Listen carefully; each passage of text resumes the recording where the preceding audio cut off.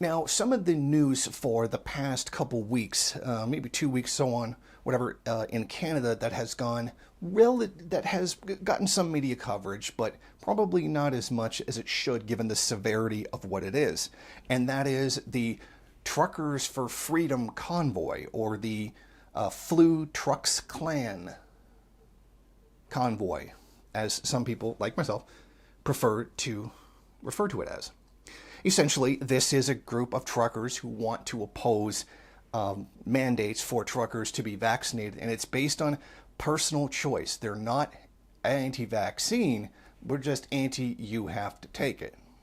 See, the problem with that is, if there's nothing wrong with the vaccine, and you say there's nothing wrong with the vaccine, then why oppose the mandate to take it? Yeah, but it's about choice. Except that, there is a real social necessity for it, and you also don't believe there's anything wrong with taking it. So you could see how it basically contradicts itself, and what this is really about. Now, of course, this convoy which are going to go to Ottawa, to Parliament, to protest Justin Trudeau, because it is all Justin Trudeau's fault, because reasons. And this convoy says some very strange things, like Justin Trudeau is a communist, and how this is totalitarian, and a significant of its portions say New World Order, stuff like that.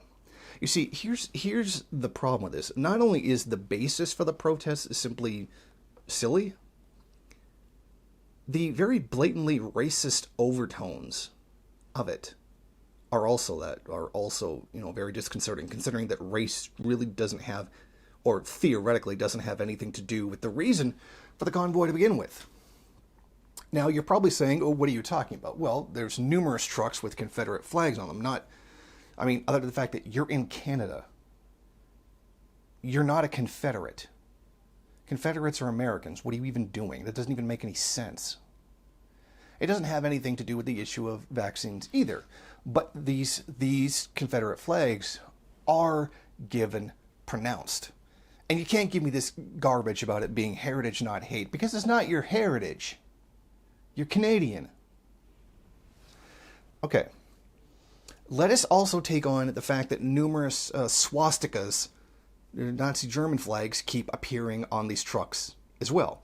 Now, I know you could say this is an isolated incident, or it is the exception, not the rule, or you made it all up because you're an evil commie. Okay, now I can understand those arguments, except that it's quite well spread.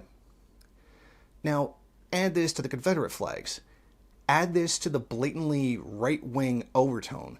Add this to the fact that the Conservative Party, the one that was discredited in the last election for literally being racist, are the ones backing this now. Let us also take into account that the guy who started this entire movement likes to make public statements about white people being replaced, and this being some kind of conspiracy. Yes, replacement theory. Replacement conspiracy theory is espoused by the guy who started it. Not to mention the numerous supporters of the convoys who keep getting caught on camera supporting racist positions or saying racist things. See, it's kind of strange that way. So here's a bit of an example of that. Now, what it is the part of the depopulation. And a lot of people don't understand what that means, and what there is there's an end game.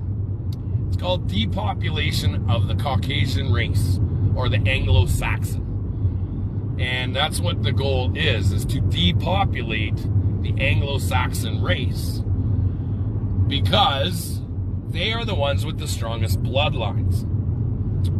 And we'll leave it at that, because then we get into a whole different topic. But it's a depopulation of race.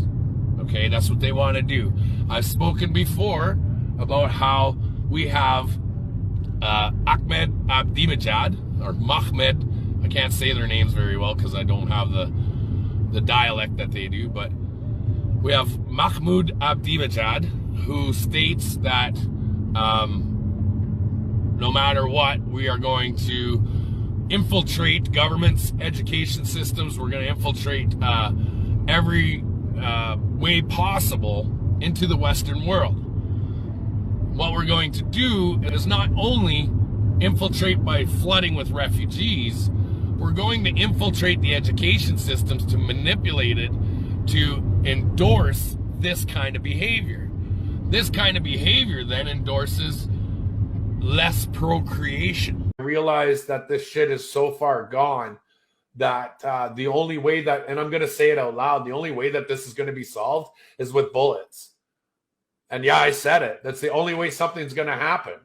A massive revolution on a huge scale is the only way you'll ever make a difference on this. You've never seen you vote your way out of, vote your freedoms back. You've never been able to jab your way back. You guys are losing everything. And well, I choose not to lose everything. And if I'm deemed already a domestic terrorist in my own country, well, guess what? I'm going to denounce my own country, and I'm going to call myself for what I am. I am a man living of the land. I go by the given name, Patrick King. I realize that this shit. Now, what's really interesting about this is that this whole freedom convoy of anti-vaccine mandates seems to have a very interesting intersection between hippies and white supremacists. It's amazing how, like, hippies are pushing the same thing because, you know, probably for different reasons than white supremacists are doing it, but they end up on the same side on this. And I think maybe the hippies should really think twice about what movement they're a part of, because I don't think hippies are down with racism. I don't think that they're believing in replacement theory or any kind of conspiratorial borderline, no, it's not borderline, anti-Semitic conspiracy theory stuff just like that. So if you do decide to support this convoy, you should probably think twice about doing so. Unless you actually happen to be a white supremacist, then you would fit right in. You know, this is kind of like I'm not against immigration, I'm just against terrorists getting in. And by terrorists, I mean brown people. It's the same kind of thing. Where I'm not racist, I'm just pushing this position that is racist that I seemingly do not realize. It's the same kind of notion. And that is the situation as it is right there. So, I'm sorry, this quote-unquote freedom convoy, isn't it amazing how white supremacists and Nazis like to use the word freedom like so much? Of course, one must ask, as Lenin did, freedom for whom? To do what? So, if you're going to support this freedom convoy, at least understand the group of people that you're supporting and the blatantly racist white supremacist roots and nature of the very protest to begin with. Thank you for watching. If you like this program, then please head over to my Patreon page and set up a monthly donation.